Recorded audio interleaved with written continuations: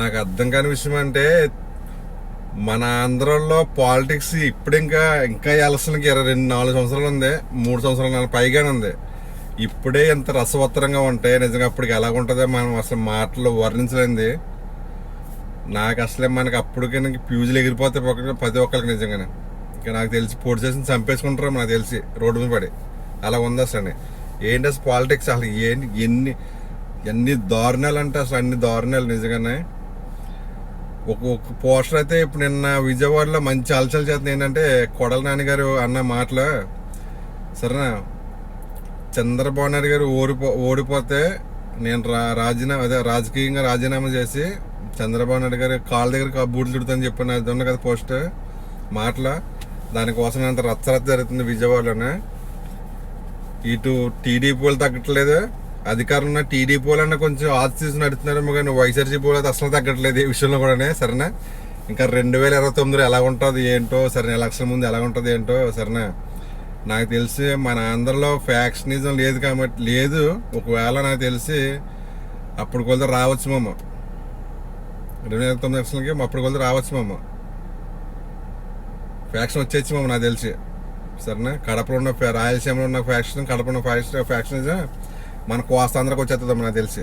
అలా ఉంది నాకు తెలిసి, అలా ఉంది నాకు తెలిసి. ఇప్పుడు ఆంధ్ర అలా ఉంది పరిస్థితి. చూద్దాం ఏమవుతుందో. అసలు మాటలతో అప్పుడు వర్ణించలేం ఎలక్షన్ మూమెంట్ ఎలా ఉంటుందంటే. నాకు తెలిసి ఈ ఎలక్షన్ అనేది ఇద్దరికి డెడ్ లైన్ అనమాట. ఇటు కూటమికి డెడ్ లైనే, ఇటు వైఎస్ఆర్సీపీ డెడ్ లైనే. ఏది బెడిచుకొట్టినా ప్రతిపక్షానికి సుక్కలా ఈసారి.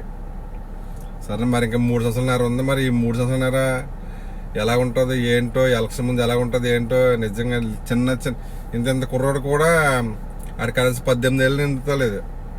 సరేనా, ఆడిని కూడా పట్టుకోలేకపోతున్నాం. సరేనా, ఆడికి ఏంటంటే ఇప్పుడు మొన్న మామిడికాయల గొడవకే, సరే మామిడికాయలు ఆ రోజునే అంతమంది జనం రావడానికి కారణం ఏంటంటే, అంతకుముందు కారు కింద ఒక అతను చనిపోడు కదా. ఆ చనిపోవడం ఏమైపోయిందంటే, ఆ చనిపోవడం వల్ల ఇప్పుడు జనం ఎక్కువ రప్పించారన్నమాట.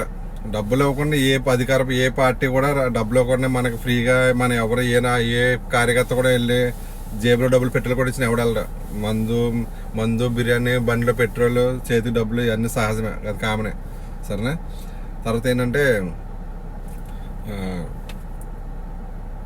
ఆ రోజు అంతమంది జనం రావడానికి పట్టుబట్టి రప్పించుకున్నమాట అంతమంది రాజు. ఎందుకంటే ఒకవేళ జనం రాలేదంటే ఆ రోజున ఏమంటారంటే, మొన్న ఇలా జరిగింది కదా, చనిపోడు కదా, అందుకని భయపడి జనం రావట్లేదు అని ముద్ర రాస్తారని. సరేనా, అంత పట్టుబడి రప్పించారు. అది కూడా పెద్ద ఖాళీ స్థలం అయితే, అది ఉండేది గ్రౌండ్ లాంటిది అయితే జనం అంతగా కనిపించరు. ఎందుకంటే గ్రౌండ్ పెద్దది కాబట్టి జనం సరిపోతారు కాబట్టి ఖాళీ ఉంటుంది. అదేంటే ఒక వీధి, ఒక రోడ్డు వీధి, అంత జనం ఎక్కువ కనపడటం వల్ల సరేనా కొంచెం అడవిడి ఎక్కువ చేశారు. సరేనా, ఏదేమైనా సరే 2029 ఎలక్షన్ ఎలా ఉంటుందో ఏమో తెలియదు, కానీ ఇప్పుడైతే రసవత్తరంగా ఉంటుంది ఇప్పటి నుంచే. సరేనా, చూద్దాం 2028 కాడి నుంచి 29 ఎలక్షన్ మూమెంట్ చూద్దాం ఎలా ఉంటుంది. అంటే ఇంకా ఫ్యాక్షనిస్ట్ మన వెస్ట్ విషయంలో పుట్టుకొస్తుందేమో. పాపం కడప, రాయలసీమ బాగున్నారు అలా. సరేనా, మనకు కోస్తాలు వచ్చేద్దాము నాకు తెలిసి. ఫ్యాక్షనిజం అనేది కోస్తాలు వస్తుందేమో. చూద్దాం ఎప్పుడు వెళ్తే ఎలా ఉంటుంది ఏంటనేది. సరే, అలా ఉంది భయంకరంగా.